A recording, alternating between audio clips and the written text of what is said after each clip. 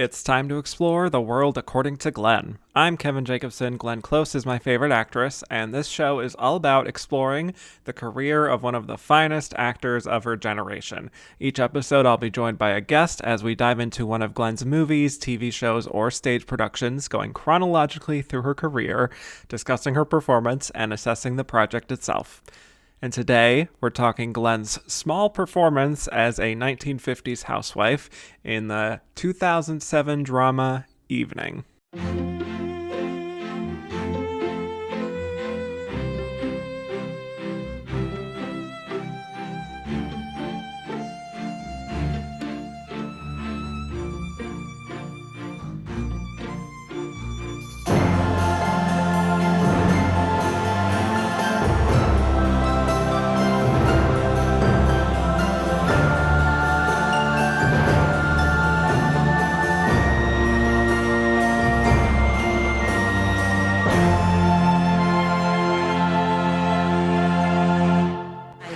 Eight-time nominee Glenn Close, motherfuckers. My guest today is a true great. You know him, you love him. He's joined me countless times on my many shows, most recently on this show covering the film Immediate Family. Remember that, everybody? Owner of his blog, The Awards Connection, and contributor at Awards Watch. Welcome back, Andrew Carden. So I think this may be my 18th appearance on a Kevin Jacobsen production. Wow. I think I was counting. I do have a list. But it's possible I could have maybe missed one of the Women Robbed or, one of those, or the On Second Thoughts. Right. But nonetheless, it's an honor to be a regular. Wow. You're a man now, Andrew. You're 18. I am. That I'm so is true. impressed. You're probably right up there as the most frequent guest at this point. It has to be. But it's always a joy. It is an honor. Yes. Talking with you about truly any film, and that includes what we'll talk about today. So, before we talk Glenn in Evening, I, of course, know your relationship to Glenn Close very well, as you have discussed with me on this show and offline and, just in general. But alternate question for you. I'm so curious for your answer on this. If you had the power to cast Glenn Close in a future film, what is the genre and what is the kind of role you would cast her in? Okay. So I have two ideas. So if we're trying to get Glenn the Oscar, so there was a Broadway play about, I think it was maybe 15 or so years ago with Jane Fonda called 33 Variations. I remember And this. I think Ellen Burstyn did a production of it somewhere too. Hasn't been made into a feature film, but it's about I believe she's a musicologist who is battling ALS. It is just a prime role for an actress of a certain age. And I think Glenn would knock that out of the park. It's also a really strong play. I don't know how it would transfer to film, but if Sunset Boulevard isn't happening, which unfortunately seems increasingly likely, especially since the recent revival was such a smash and just kind of totally reinvented it in a way that may make it hard to go back to the original idea. Yeah, I know. I think that doing a play like that as a film could be just a total knockout. So I could 100% picture her in that role. Well, first of all, let me just stop down to talk about that, because I totally agree. Yeah. I think that would be fabulous. Truly any Trip to Bountiful-esque play to film kind of thing where she just totally dominates, I would just love to see, and she would totally eat into that kind of a role. So I love this idea. So, okay, next idea. All right. Well, the more fun idea is, we just saw Glenn in The Deliverance, one of her finest performances, in my humble opinion. Truly. Should have won the Best Supporting Actress Oscar without question, and that's not a joke. Yeah. I think we need to see her as the final girl in a slasher film. Oh my. Which we have not to date.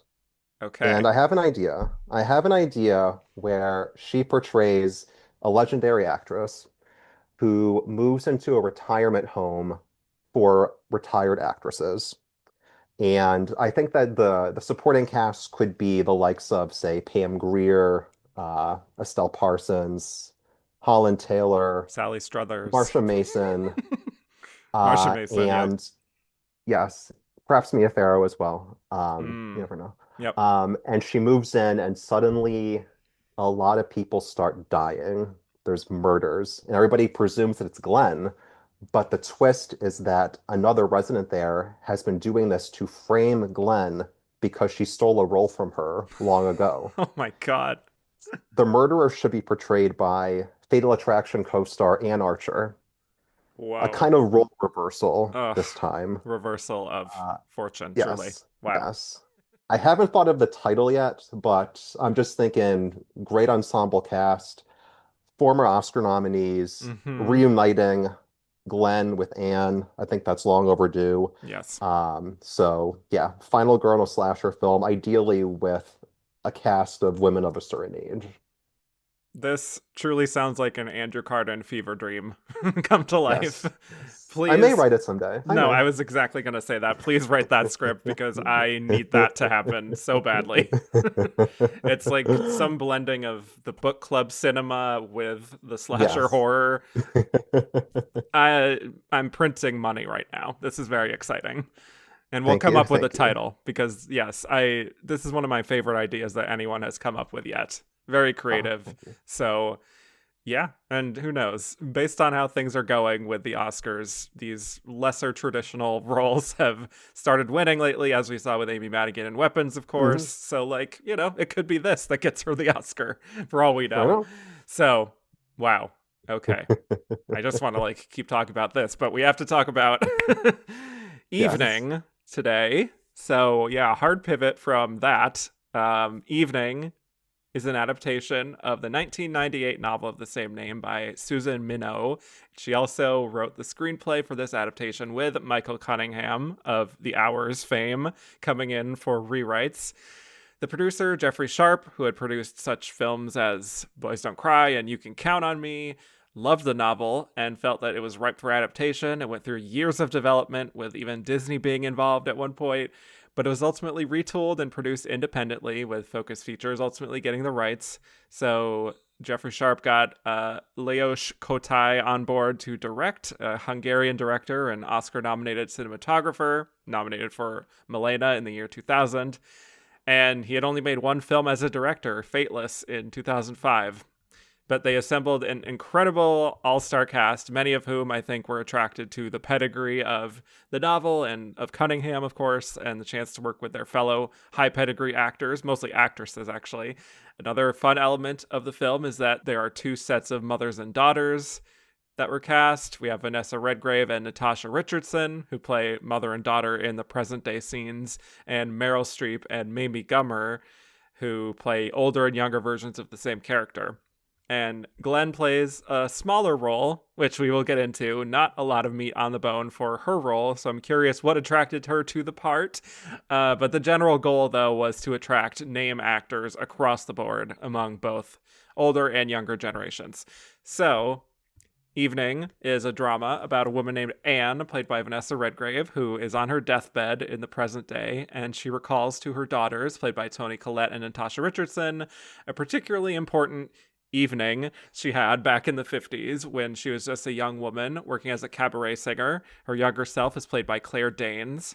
And Anne explains how she went to this Rhode Island home of her best friend Leela, played by Mamie Gummer, to attend her wedding. So, in the lead up to Leela's wedding to a man named Carl, Anne finds out that Leela and her brother Buddy, played by Hugh Dancy, both kind of have a crush on this guy Harris, a local doctor and their family servant's son. Harris, played by Patrick Wilson. So Leela is still carrying a torch for Harris despite her upcoming nuptials, but Anne soon strikes up a connection with Harris, and they end up with that night having sex. But they're forced to part after a tragic event, and Anne is full of regret about him as kind of the one who got away. And Glenn plays Leela and Buddy's mother, who spends most of her time planning for the wedding. Meanwhile, Toni Collette's character is in the present. Nina, she's worrying about her pregnancy, having not told her boyfriend about it yet, but she gets encouragement from her sister, Constance, Natasha Richardson's character.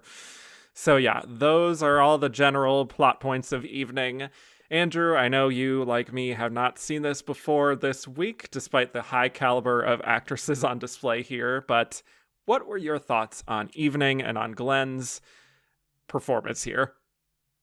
So I started following the Oscars casually around 2001, but by this point in 2007, I was intensely following the Oscars. I was running an Oscar pool.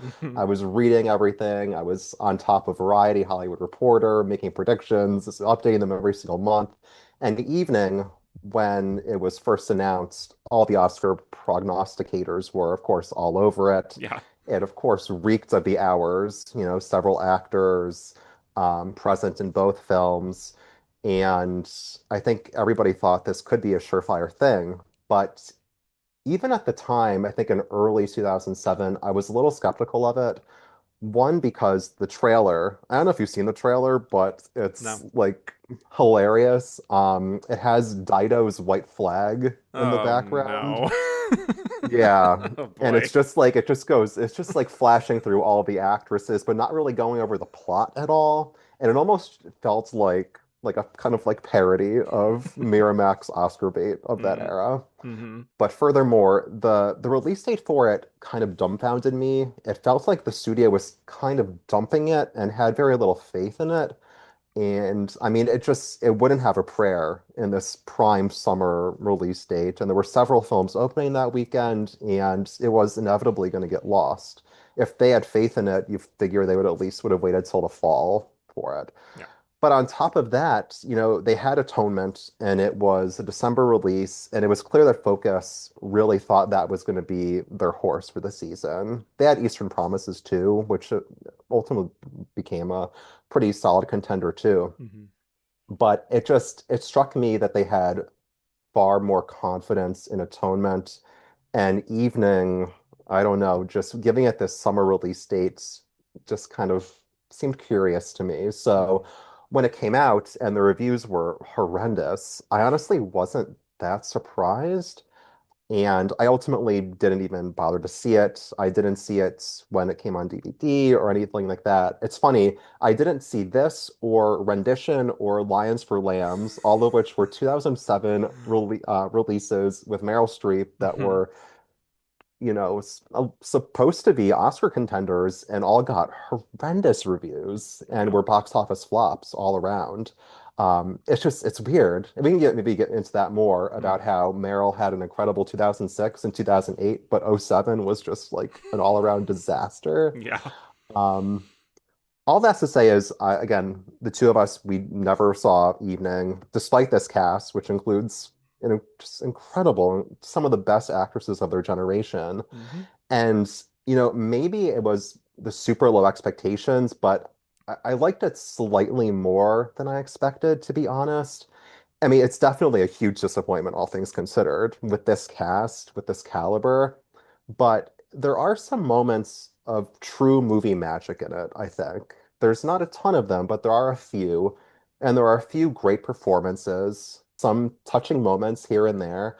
I mean, it has great costumes by Anne Roth, for instance, as well. So there's Mm-hmm. some good crafts happening here. Again, I think that it underwhelms overall. It does feel like this sort of failed Oscar bait that Miramax tended to put out around this time so often. But, looking back, I don't know if it necessarily deserved the like intense critical thrashing that it received. I mean, I think the critics really had their knives out after they saw this, Mm-hmm. and they just brutally approached it in the press. And Yeah. I don't think it's quite that bad. There are a lot of bad moments, but overall, I think it's just more messy than anything. There's some greatness and a lot of stuff that just doesn't work. And as it pertains to Glenn, I think it's unfortunately a real failure because I think this movie does her dirty. We'll get into more of that, but yeah, there's a lot to discuss in this incredibly uneven movie. Yeah. A lot indeed. I mean, like to your point about how savage the critics were, like Entertainment Weekly ranked it as the second worst movie of the year, which is See, like I kind of wouldn't. wouldn't, I Yeah. no, no, I would Right. never go that far. No. No. No. No. No. But yeah, I'd never see this despite the incredible star power, despite Glenn, despite even the Michael Cunningham factor, because I love the hours, love all these actresses. But this was a rather underwhelming watch, it pains me to say, because I can see that it's very well intentioned and it is handsomely mounted, as you said. Very nice crafts. The cinematography looks very pretty, and a lot of these actors are putting in good work.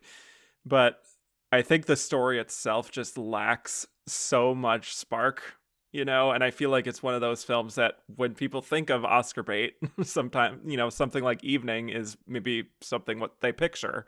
It has these Oscar winning stars, Oscar nominated stars. We're spanning multiple decades. It is painfully serious in its tone most of the time. And it's also about these kind of weighty literary themes of regret and fate and generations. And, it's very humorless ultimately. So for me, there are just not a lot of signs of life here. I think like the characterization of its main character, Anne, is a little bit weak. And frankly, I think it feels focused on the wrong relationship. That was my feeling. Like everything to do with Anne and Harris feels like painfully generic to me. And Harris, the way Patrick Wilson is playing him, is just such a dull drip of a man that I'm just like, sure, he's He's very so handsome. He's Patrick he's so Wilson in the stiff in 2000s, this. but like, So really? stiff. Yeah. It's very stiff. And so, yeah, I think the real juice of the movie, though, is the relationship between these two women, Anne and Leela. That's like where the film is kind of coming to life for me, especially when Meryl arrives late in the film as the older version and is reuniting with Anne. Like that just feels so much fresher and more alive and giving us more movie magic moments, as you said, than anything to do with Harris. So, Mm. Yeah, I mean, Patrick Wilson's an actor who I generally admire, and certainly, I mean, he's an incredibly handsome guy. mhm. But he and Claire Danes just have no chemistry. No. They're both very pretty, but there's nothing there. Perhaps because Claire was distracted by Hugh Dancy, who she fell madly in love with hmm on the set. I just think it's very curious that you have this cast with all these incredible actresses, and the best performance in the film is from Hugh Dancy, Yeah. in my opinion, at least. I hmm think he's giving the liveliest, most engaging, most memorable performance. hmm And regarding Claire Danes, an actress I generally adore, I think she is completely miscast in this film. I don't think she rings true as young Vanessa Redgrave. I think she's too contemporary feeling Yeah. in the 50s scenes, especially compared to Mamie Gummer, who I think is so authentic and rings so true. Yeah, I think she just does not work in this. It might be honestly the weakest Claire Danes performance I've seen, which is a shame because I generally love her, but man, she did not work for me in this. Yeah, I do, like you were kind of saying, enjoy her presence normally and her voice and her intelligence, but also, like you're saying, it is so modern and contemporary feeling that it just doesn't really work. And there's absolutely no resemblance of Vanessa Redgrave and Claire Danes or vice versa in even their mannerisms or how they speak No. or like anything to do with them. Like they truly feel like two different people. I mean, so much of the casting in this is so baffling. I mean, Toni Collette and Natasha Richardson as sisters, hmm and they're the daughters of Vanessa Redgrave. Obviously, Natasha and Vanessa, Yeah, 100%. tracks. Vanessa and Tony, not necessarily. I think they're Yeah. both giving very good performances, but are they mother and daughter? I don't quite buy that. She's giving adopted daughter, if anything. So, Sure, sure. yeah, that's really tough. I do not feel that family connection. She also just seems a little overqualified for this role, to be honest. Like, there's just not a lot there. Um, but yeah, Hugh Dancy, I do really like. He has a very like dynamic character to play, so he kind of has an advantage of being able to do more with it and have a little bit of an arc. So that's something. Had this been a good film, I think that would have been the best supporting actor Yeah. nomination. Almost definitely a scene stealer there too. Maybe Gummer I think is fine. She feels a little green. This is one of her first leading roles, so but she does read more authentically to your point. And I do like Vanessa Redgrave. She has that great evocative presence that I always enjoy, and she plays the kind of regret of that well.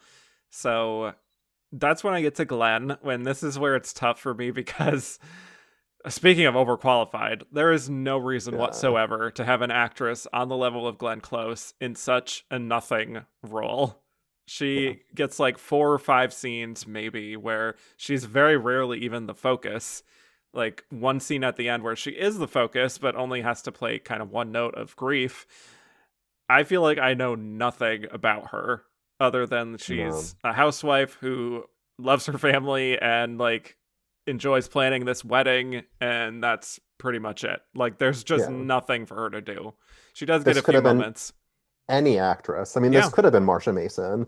I mean, I mean, look, Barry Bostwick is playing her husband. It could have been an actress on Barry Bostwick's level, which sure. is to say a respectable C-list actress. Um, Mm-hmm. Glenn is, I think she's done so dirty in this because, yeah, that final scene should be the scene. It should be a scene that just tears your heart out and is so devastating, but it's so poorly filmed Yeah, because you don't get any of the lead up to it. You just drop in on her and she's sobbing. You don't get to see her learn the news. She doesn't have any dialogue. She's just there crying. And then mm-hmm. it cuts away from her. And then you never Never see see her her again again. in the rest of the film. Yeah. It's crazy. And the film is also kind of a tease because she comes on screen early on. She gets off some good one-liners. Yeah. She looks great. She looks like she just walked off the Stepford Wives set wearing her Anne Roth 50s Yeah. costume.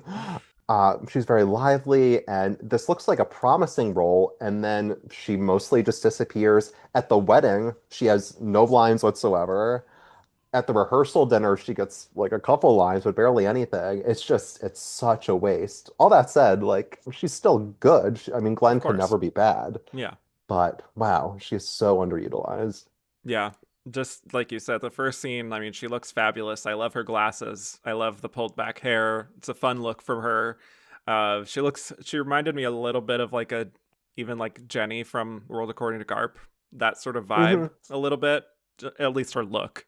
So she has just from that first scene, she has a brightness to her, and it feels like I remember thinking watching it, like this has the makings of a fun, spirited sort of character actress performance. Someone who has her little quirks, but is also really endearing and warm, almost like an Anne Revere type to evoke like an Mm. old Hollywood character actress I love.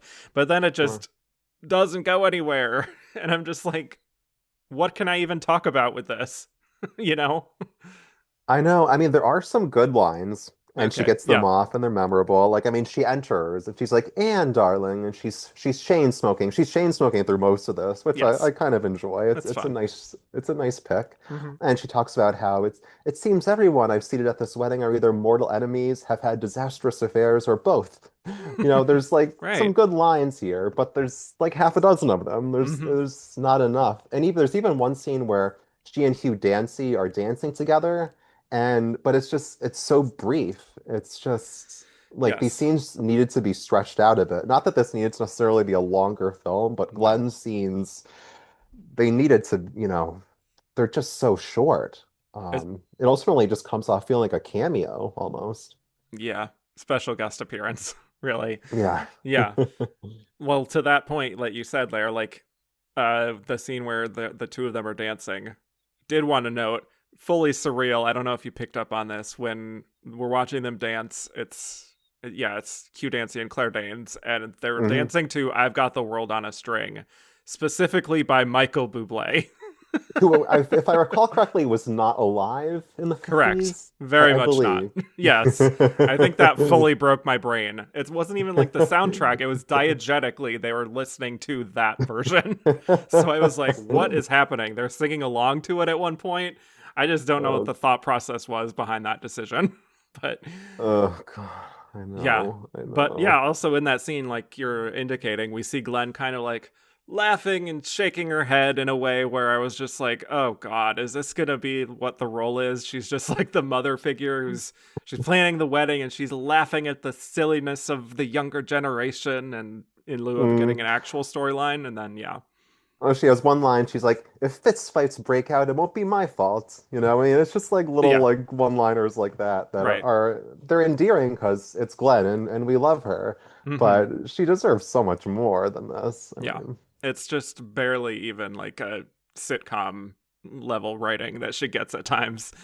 But yeah, we get this ultimately, I would say, mostly drippy storyline involving Buddy bonding with Anne and being cute together, and he tells her that Leela used to have a thing for this other guy, Harris, who she was basically in love with, and we get this indication that they were all, when they're all together at the wedding rehearsal, I think it is, but at the dinner, Leela even says, like, there was a time she thought that she was Catherine and Harris was her Heathcliff.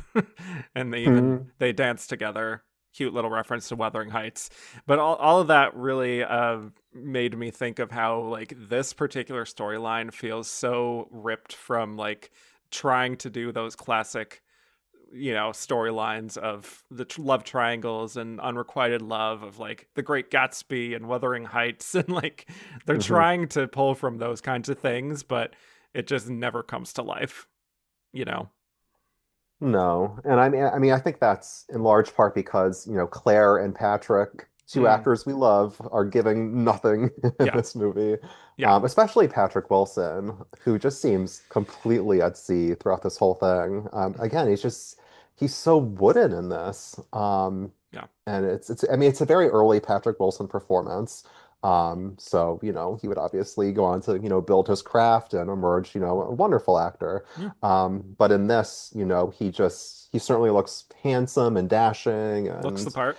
Yeah. absolutely. But, he and Claire, just they don't have much of a rapport. I do think she has a great chemistry with Hugh Dancy again.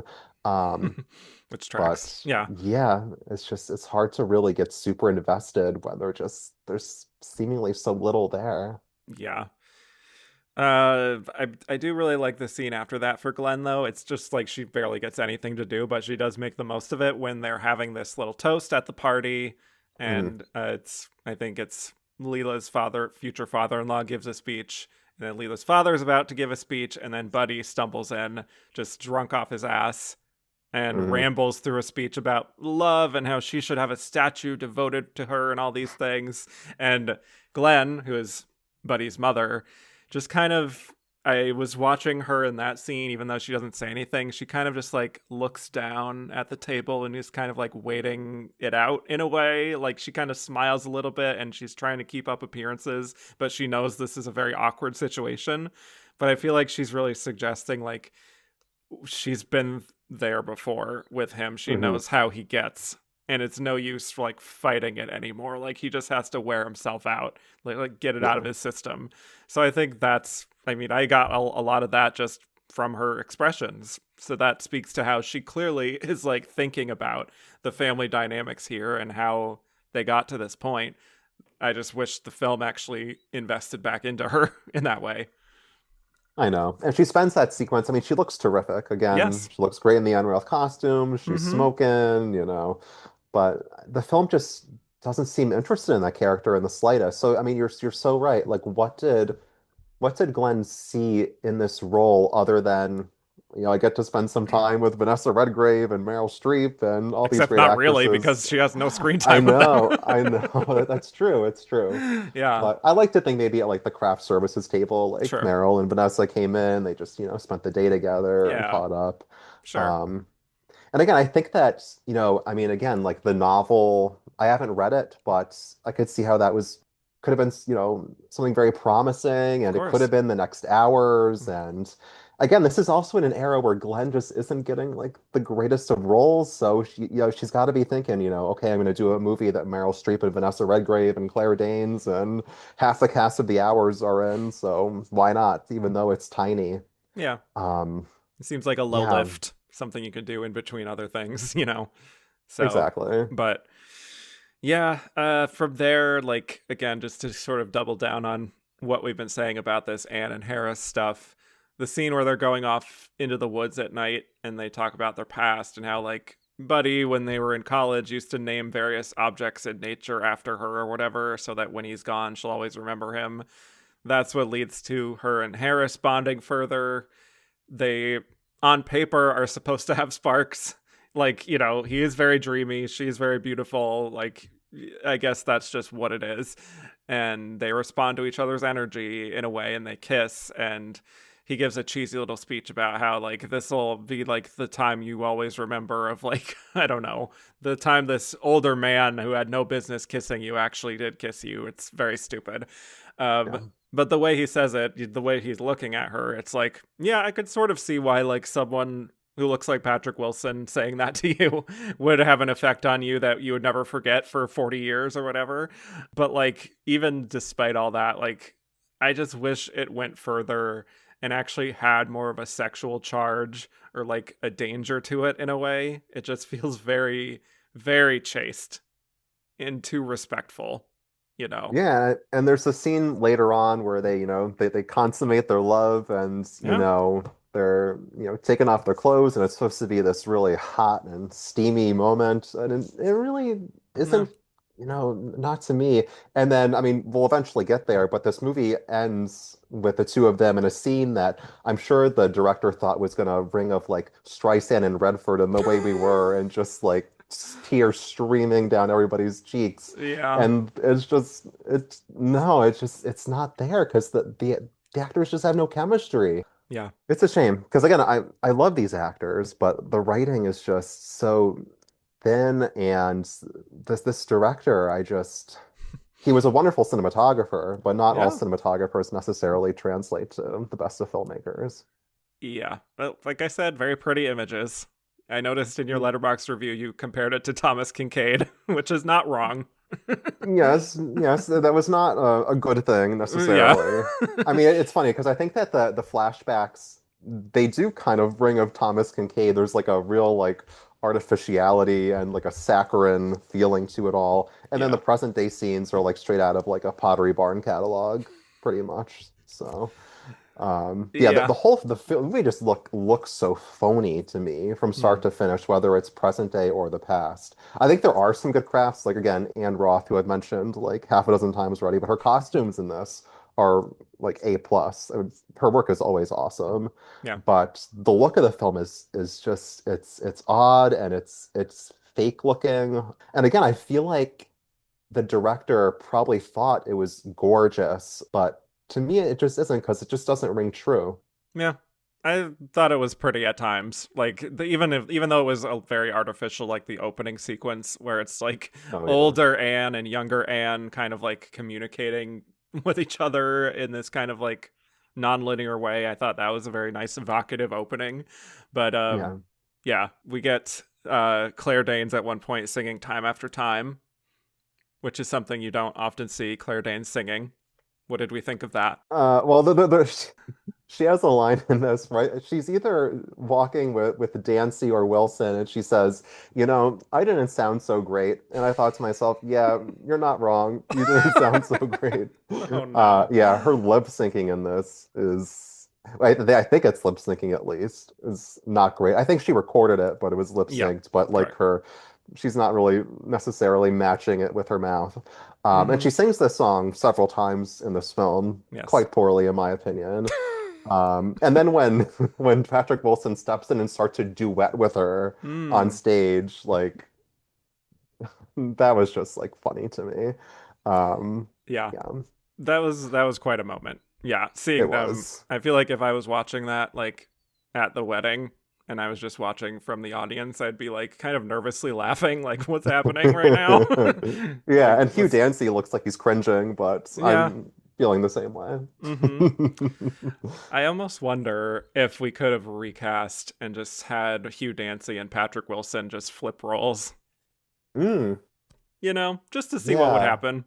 Because I feel I think like you said, that would have worked better, I think. yeah, yeah. I don't know how Patrick Wilson plays the like stumbling, out of control, drunk. Well, it's a nice But acting challenge I'd for be him, curious. Yeah, Yeah, yeah. exactly. Give him actually I'd like to something to see do. Yeah, I'd like to see him and Glenn dance a bit. that would be great. Yes. If we want to talk about it, I mean, I truly don't care, but the stuff we get with Toni Collette and her boyfriend, played by Evan Moss Um, Backrack, when she like isn't telling him that she's pregnant with his baby, she's kind of anxious about it for vague reasons. And it's like she and her sister are arguing about things and they're yelling about their mom. And like some of these moments when we cut to this storyline are when I'm just like, the editing and the storytelling here are just, they're so unfocused. It feels like Hmm. this is trying to be about so many different characters, past and present, and trying to do the hours again, but like with even more characters. And it's just so like odd and like does feels like it doesn't have to do with anything. It's like vaguely related to the idea of like making sure you don't regret something in your past or whatever, but I don't know. It just seems very thin to me, and it makes it feel very poorly paced when we get to those Yeah. moments. Yeah, the scenes with Ebon Moss Backrack do absolutely nothing for me in the Yeah. slightest. I mean, Toni Collette and Natasha Richardson, again, love them both. Wonderful actresses. I don't think they ring true as sisters in the slightest. I mean, there is a scene where the two of them are really they're sparring and then they're bonding and they're Yeah. going through this kind of roller coaster of emotions in the dining room. And they're giving, I think, technically solid performances. Again, it just doesn't really ring as authentic to me. I just don't buy them again as siblings. I do think Toni Collette's giving a particularly good performance in this, though, and I really like her scene with Meryl toward the end. Hmm. I think they're both great. I think the dialogue is at its best in that scene, and we'll get to it, but I actually think Meryl gives one of the better performances in this. I That think is, she has probably about maybe a little bit more screen time than Glenn, but a lot better dialogue, yeah. a richer character, and I think she really approaches it nicely.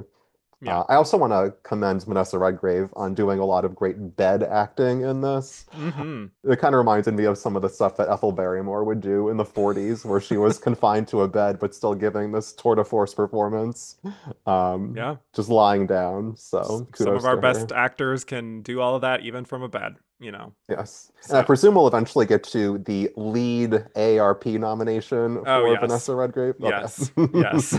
I'm glad that you know about that too. But yes, put a pin in that. But to speak to that, actually, the Vanessa a little bit more, the scenes with the night nurse played by Eileen Atkins, she is at some points the night nurse and at some points like the angel of death, essentially, and sort of like Mhm. blurring the lines depending on whether Anne is having a reality moment or a hallucination moment. But like, she's doing a lot of confessional stuff to this night nurse.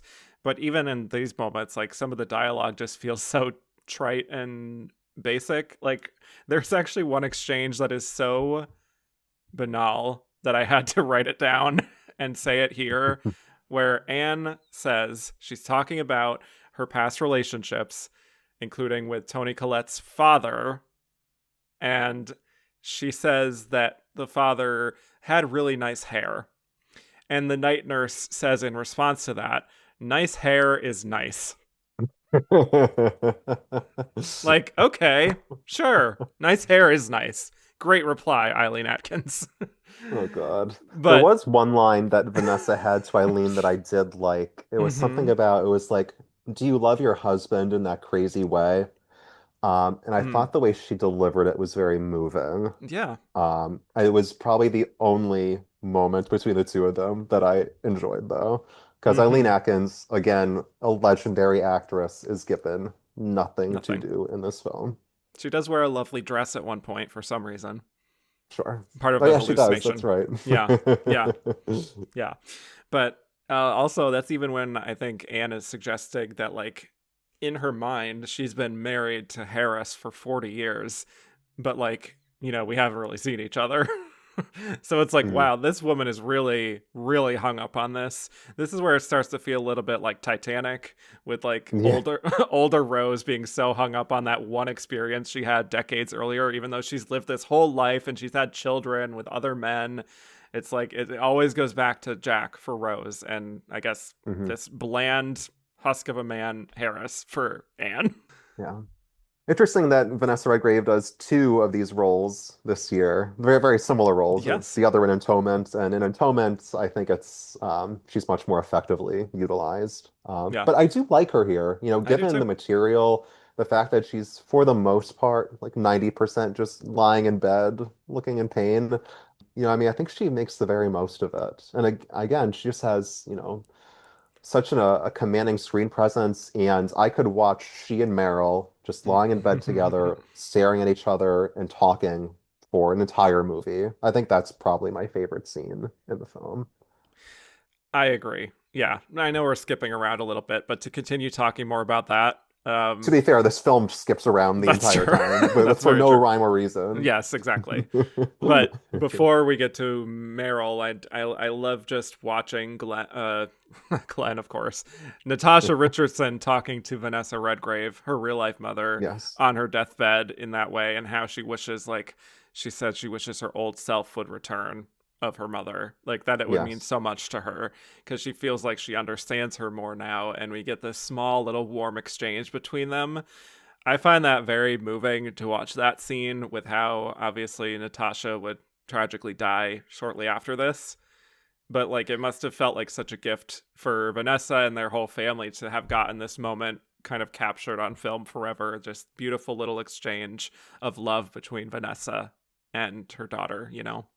It's overwhelmingly bittersweet watching this film Yeah. because this was one of Natasha's final film roles. Mm-hmm. And you look at this and she's still so young in this. I know. I mean, we lost an incredible career. I mean, she would have had decades upon and decades of incredible work. She was a Yeah. wonderful actress. And I think she's good in here. And obviously that scene, rings completely true. Of course. Mother and Yeah. daughter, and she's terrific in this. Mm-hmm. So we can talk here about Meryl a little more, which she shows up in the last 25 minutes playing an older version of Leela, which is obviously very cute. And I love how we see Anne's eyes light up as she sees Hmm. her and then crawling into bed with her and they're catching up. It's very sweet.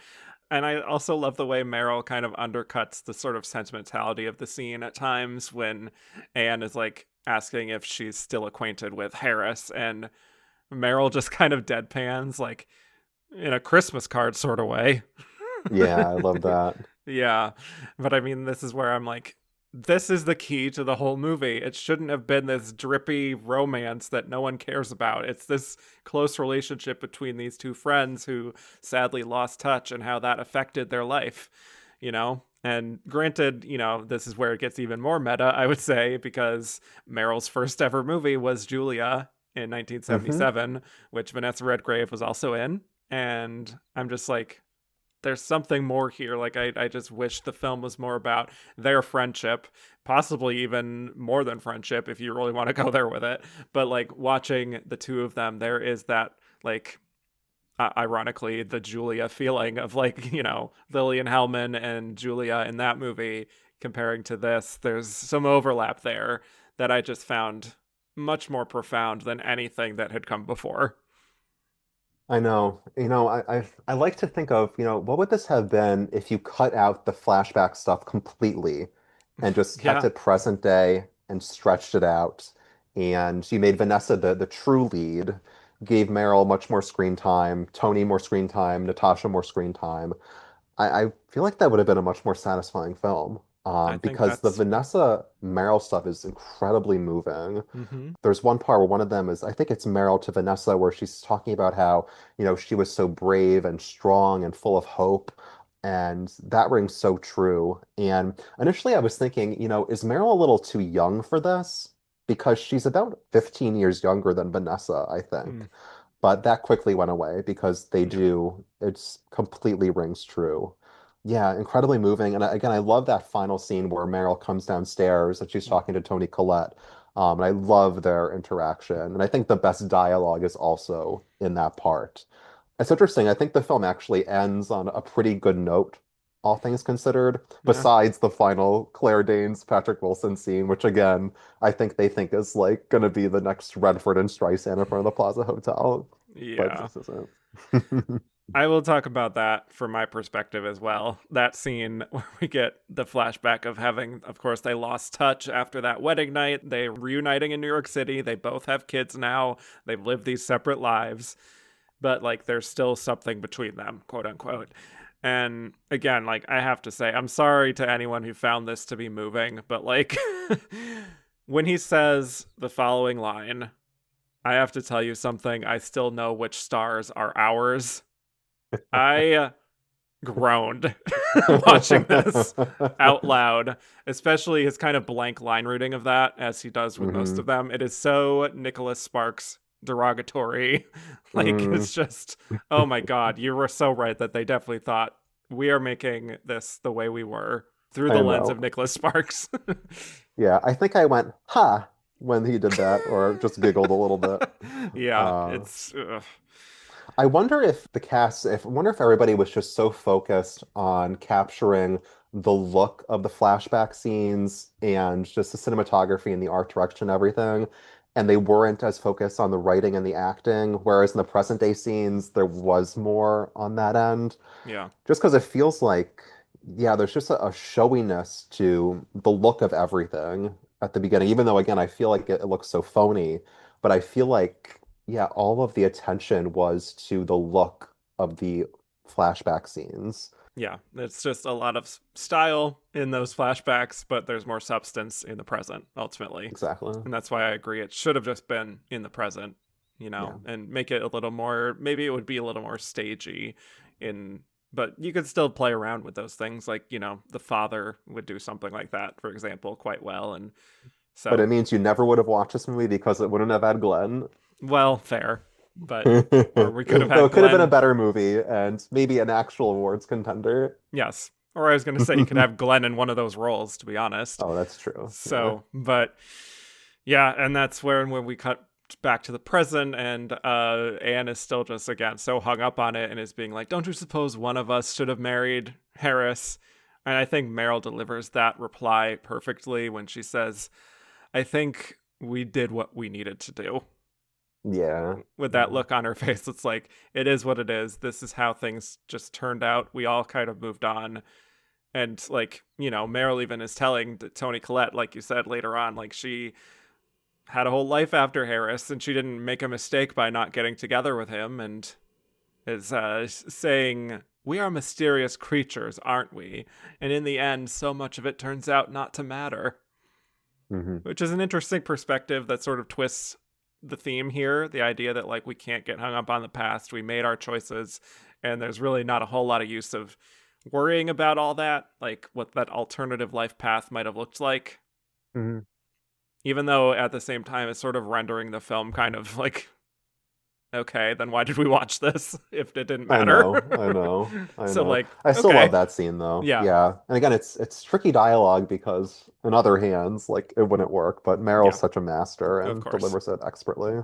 Yeah, she's very good. She only has like 3 scenes, but she nails every single one of them. I wish I could say the same for Glenn because, There's one other Glenn scene we didn't mention, and okay, it's where she comes in and Claire Danes and Amy Gummer are in bed together, yes, and Glenn's like, "Good morning, Anne," and gives her like a sly look because yes, she's always up to no good, I guess. right.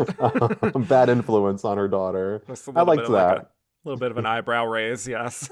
Yeah. And hey, uh, maybe, in the present day scenes, Glenn character is still alive, and she could wow. have been, she's just very old. That's You an interesting theory. Yes. know. But like I said, I mean, Glenn just like fully disappears from the story for so long Does. that at a certain point, I forgot even that this was an exercise for me to watch this as a Glenn Close film. Like, I'm just watching this movie at this point. It's not even for anything.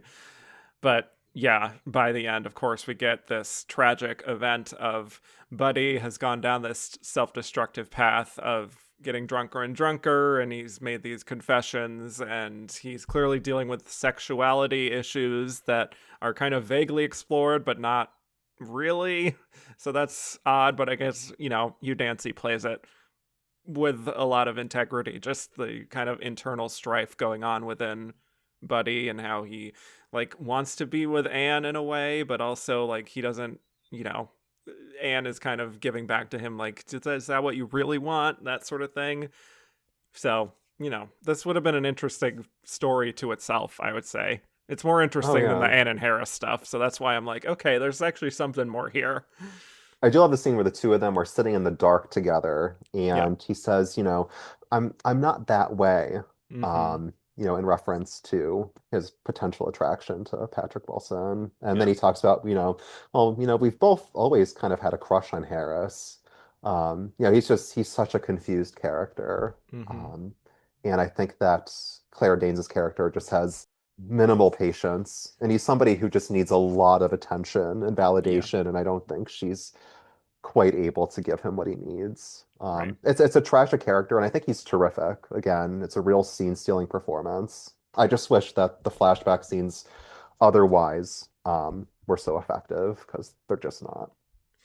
Yeah, I mean, that is ultimately where I get annoyed because we have the classic trope of like this queer coded character Mm, having to die because he gets yeah. in a car accident and to teach the straight characters like of the value of life or whatever. I don't know.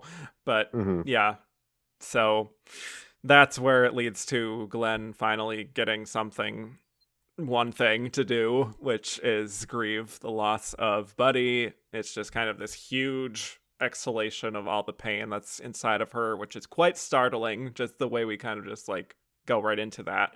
And, but like, also, I feel like we barely get to see them together in the film, so it Hmm. also doesn't mean as much as it should.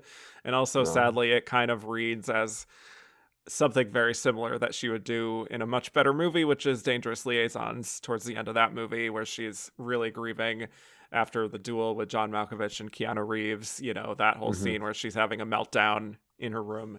Like, that is more effective than what she's doing here.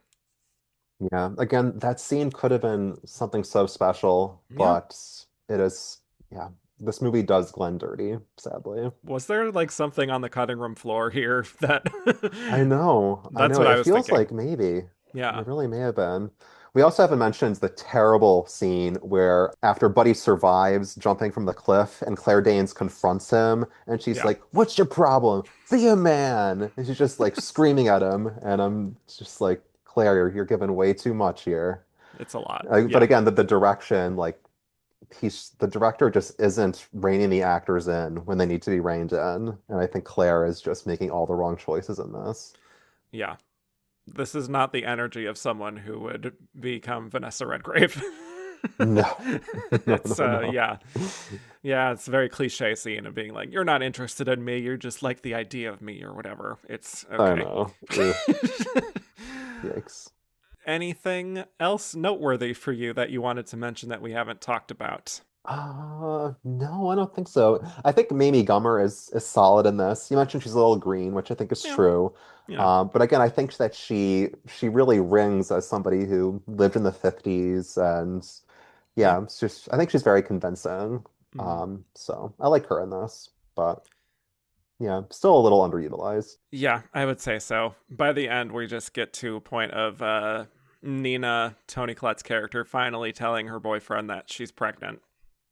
So Yes, great. And I truly could not care less by that point. I indeed. guess it's showing how she's making that commitment in the hope of maybe not regretting it in the future, as her mother did with Harris. But again, I just, for as decent as Tony Collette is here, do not care about that character at all. So No. that's I think why, she's great though. I think she's very good. I yeah, think she's stronger sure, than Natasha Richardson, even though I don't think Tony really rings true as Vanessa's daughter, whereas Natasha yeah. obviously does. But I really think Tony is giving it her all here. And I mean, I can't help but think that while she was giving this performance, she was maybe thinking, well, maybe second Best Supporting Actress nomination, perhaps. Yeah, But I know. Yeah, this was which will a, someday happen, I think. you would think. Yeah, it's been almost 30 years. So it's tough. But Hey, I supported her for a nomination for juror number two. She is excellent in that film. wow. Okay, that is not the film I expected you to say at the end of that sentence. But you know what? I don't disagree. You know? And do you have an MVP from the film of the cast? Is it Tony? I mean, sadly, I think it's Hugh Dancy. Oh, yeah, right. Hugh Even though Dancy. this is a cast of legendary actresses, it ends up being this relative newcomer Mm-hmm. who ends up kind of stealing it. Among the actresses, I think Meryl might be the MVP for me. Yeah. Again, it's very brief, but she's so moving and affecting. I do think Toni Collette is solid. I think that Vanessa Redgrave does the best that she can, all things considered. Sadly, I don't think I could argue that Glenn is an MVP here. No, I wouldn't even argue that. Yeah, for me it does feel weird to say Meryl because she does just show up in the last 25 minutes, but every single scene she has, there's so much impact, and it brings a different energy to this film Yeah. that is desperately needed, I think. So, yeah. Would you argue that this is the most underutilized that Glenn has been in a film that you've watched so far? Yes. Okay. Absolutely. Not even a question. I Yeah. mean, there's obviously things like like Gandahar, the animated movie she made in the 80s. She's not Yeah. very well used there, but in terms of live action, this is, like you said, like barely above a cameo. Yeah. Because there's certainly been worse films, I think. Something like Yes, Mary Riley, but I think exactly. Glenn is so interesting in that. Oh, so much Um, more. Yeah. yeah. So that is evening.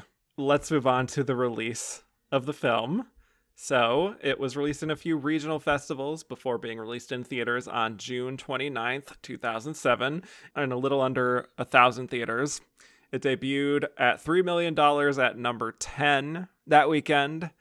Some of the other films that weekend, in case you're curious, include Sicko, Pirates of the Caribbean at World's End, Ocean's 13, Knocked Up, Fantastic Four, Rise of the Silver Surfer, 1408, Evan Almighty, Live Free or Die Hard, and the number one movie that weekend, Ratatouille.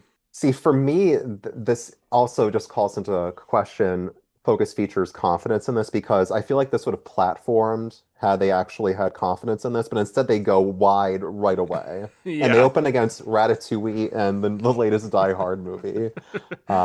Which Counter maybe they're programming. thinking counter Yeah. programming. Yeah. Mm-hmm. But yeah, if they had faith in this, they would have opened it in New York, LA, Right. and then built from there. No But I think question. they knew the reviews were going to be atrocious, so they Yeah. just did it 1,000 screens right away, and let's see how Mm-hmm. this goes. Yeah. And Cut our yeah, losses. Yeah. yeah, And it ultimately made about $12 million worldwide. So, yeah, the reviews were not great, as you've been saying. Most critics felt like it was just kind of limp and dull and a waste of a great cast.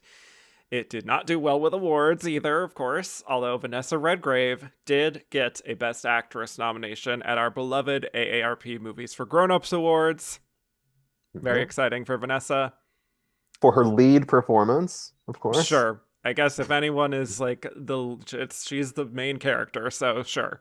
But if you know 2007 Best Actress, you can probably guess who she lost out to. Julie Christie Of course. for Away From Her. Yeah. And the film was nominated by the Alliance of Women Film Journalists in the category of Movie You Wanted to Love But Just Couldn't. Who were the other nominees for that? I didn't write down the other nominees, but I Okay. did write down the winner, which was Margot at the Wedding. So, yeah, A film I actually like, right. That's honestly. kind of a wild choice by them. All due Yeah. respect to that Who alliance, were but the other nominees for AARP Best Actress, if you have them handy? yeah, I didn't write that down either. Oh, You it's you okay. vamp It's and I'll okay. figure it out. You talk about Marsha Mason or whoever. Oh, she is a great actress. It's a little surprising that ARP didn't go a little bit more bananas for this because you would think they would at least get like a Best Supporting Actress nomination for somebody because they're a group that has no qualms for recognizing failed Oscar bait. So I wonder if Vanessa actually showed up. Had she showed up, she probably would have won actually. Yeah, Um, let's be real. much like Diane Ladd, Best Supporting Actress winner for Joy. That is her category of best supporting. Um, okay, well, there were only 4 nominees that year, so that's kind of Uh-huh. rough. So the other 2 were Sally Field for 2 weeks, Uh-huh. and get ready for this one, Meryl Streep for Lions for Lambs. Oh boy. Oh boy. Yep. So, yeah, tough competition there for Julie Julie Christie. probably got about 95% of the vote, I would think. Yes, Um, probably. Also, for what it's worth, Vanessa was a double nominee that year because she was also uh, nominated in supporting for Atonement. oh, who won that? Ruby Uh, D? Ruby D. Very good Okay. guess. Correct. Got it. Uh, this is a very Andrew coded category Oh, too. please go ahead. We also had Olympia Dukakis for Away From Her. Oh, excellent. Jane Asher for Death at a Funeral, Uh-huh. and Fernanda Montenegro for Love in the Time of Cholera. Nice, nice. Yeah, I really thought at the time that Olympia could have made a run for it. I thought that she might show up at like SAG or something. Yeah. Um, But yeah, just didn't really pan out, unfortunately. Can you guess what the Best Movies for Grown-Ups Best Picture award went to that year? 2007. Mm-hmm. Was it Away from Her for Best Picture? No, not even nominated. So, Oh man. 2007. 2 weeks? no. I'll give you the nominees and you can pick the winner here. Okay. Ready? Okay. Yes. We got Atonement, Okay. The Bucket List. I guess that makes sense. The Kite Yeah. Runner, Michael Clayton, and The Savages.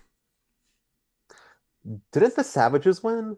The Savages was the winner. Oh God. Yeah, I vaguely remember that. And but Laura Linney wasn't nominated. No, I don't think she was old enough yet, but Oh, that's true. That's true. yeah, good times. Interesting. Was Yes. what's his face? The older actor with Philip Bosco, was he nominated for Best Supporting Actor for that? No, he was There. not. Interesting. Huh. Actually, just kidding. He was. I was looking at the Oh, wrong okay, okay, category. okay, okay. Yes, he was. He was. Got Wow. Wow. This is just, I feel like we're on a totally different it. tangent now, but just so many greats here. We got Andy Griffith for Waitress Oh, nominated. excellent, You excellent. know, Hal Holbrook, of course, Into the Yeah. Wild. Kevin, I think this Tom, has to be your next podcast, is the AARP Movies for Grown-Ups Awards podcast. it should be. I would love that. Some kind of, yeah, book club adjacent AARP, Sunday matinee cinema, something Yeah. like that. Yes. Also, for what it's worth, one nominee for Best Grown Up Love Story, Uh-huh. and that went to John Travolta and Christopher Walken in Hairspray. Lovely, lovely. Well deserved. Yes. But I digress. Why Yeah. do we think Evening didn't quite connect with critics or, I guess, even audiences? Besides it just not being good, a movie this heavy that also isn't good Mm, is especially hard to digest. that's tough. Um, I mean, I'm sure like the little old ladies went to see it during the week when it came out and they, perhaps enjoyed little bits and pieces of it. But yeah, and I think this was again in that era where like Miramax started to pump out a lot of Drek. And yeah, this isn't a Miramax film, but it rings of a lot of the Miramax stuff that was going out at this time that just fell flat. And yeah, I mean, I feel like there was a lot of, and I mean, there's always failed Oscar bait, Hmm. but this was a year, with stuff like Lions for Lambs and Rendition, and I mean, it brings to mind, for instance, that Leslie Manville film that just came out. I forget what it's called, Midwinter Break. Yes. Um, in a film like that, had it gotten solid reviews, I think would have had, a nice run and in theaters and, made its money back. But when a film like that gets terrible reviews, it just vanishes. Hmm. In a case like Evening, again, it just vanishes. People may love the cast, but they're not going to run out to see the cast if the film is just such a misfire. Hmm. I also think the marketing campaign around this was so unfocused. I think having a poster which just Ironically, given its lists, focus. I know.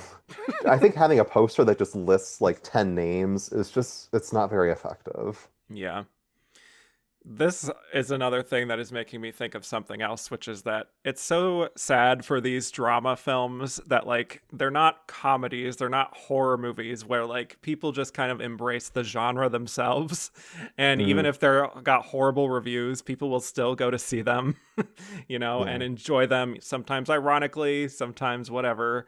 But it's like when it's a drama, for some Hmm. reason, it's like the audience is not there, which Yeah. is it's just something I'm thinking about. Yeah. Other than people like us who talk about it on a podcast several years later, Yeah. these are not movies that stand the test of time.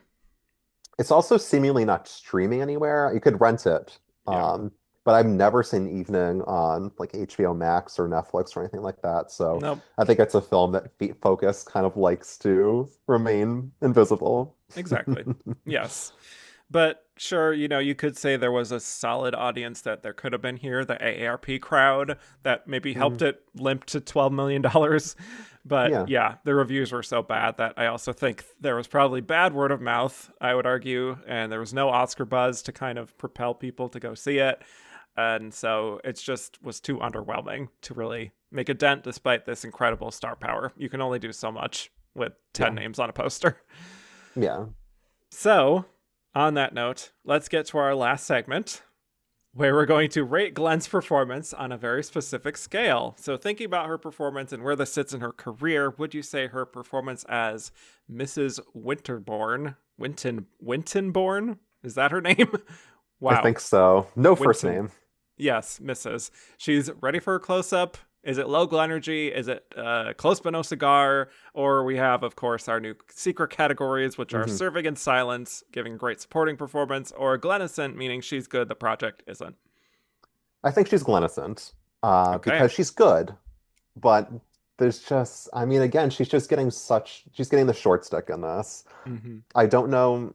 I mean, perhaps there was an earlier draft of the script that had, more on the page and that attracted it to her. But yeah, I mean, ultimately, she just has so little to do. She's not bad. Glenn is never bad.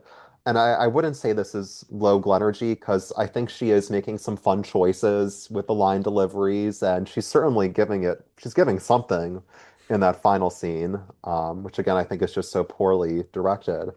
But yeah, she makes the most out of essentially nothing, which is a shame because she deserves so much better. So yeah, not a bad performance, but just a shame, you know. Yeah.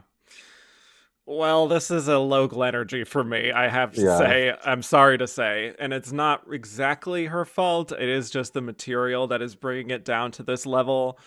There's just not a whole lot for her to do here other than a few glances and a few line readings. But even in that way, some of them don't even feel like signature Glenn. So it's just so thinly drawn as a character that I can't, in good conscience, even consider this Gleniscent, I'm sorry to say, or even serving in silence. I just really ended this movie mad that Yeah. they wasted her time doing this role.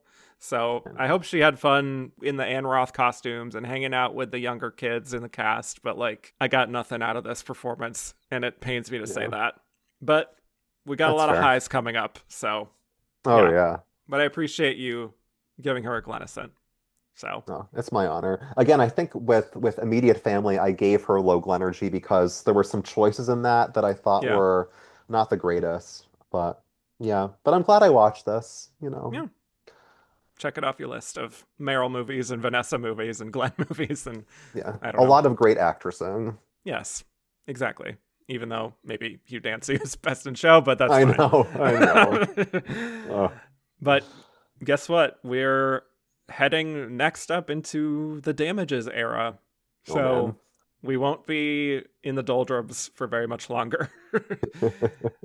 A whole new era for this show and for her career. She's going to reinvent herself for even a new generation. So very Now you're much gonna do looking forward to one podcast episode per episode, right? So you'll do about 40 to 50 episodes or whatever the run was.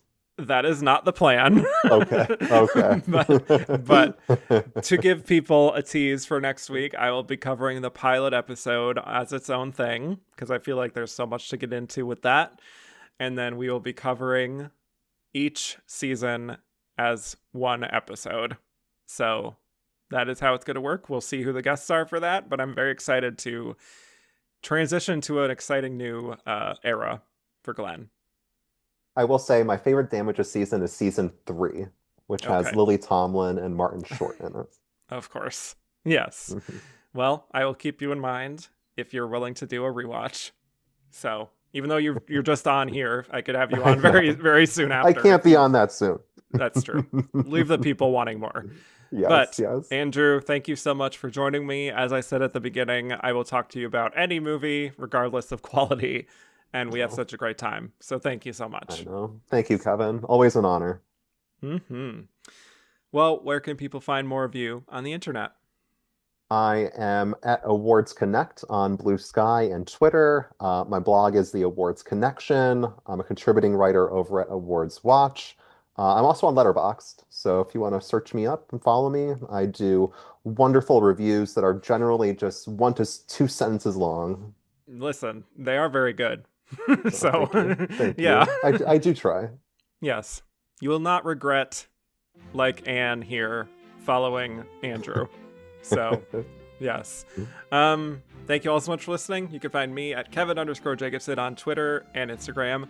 Just Kevin Jacobsen, no underscore on Blue Sky. You can listen to my Oscar-themed podcast, And the Runner-Up Is, for coverage of every single Best Actress race, including quite a few here with Andrew. That's And the Runner-Up Is on all platforms. And keep up with the world according to Glenn on social. Follow the Glenn Pod. Rate, review, and follow on all platforms. And with that, I will bid you all adieu.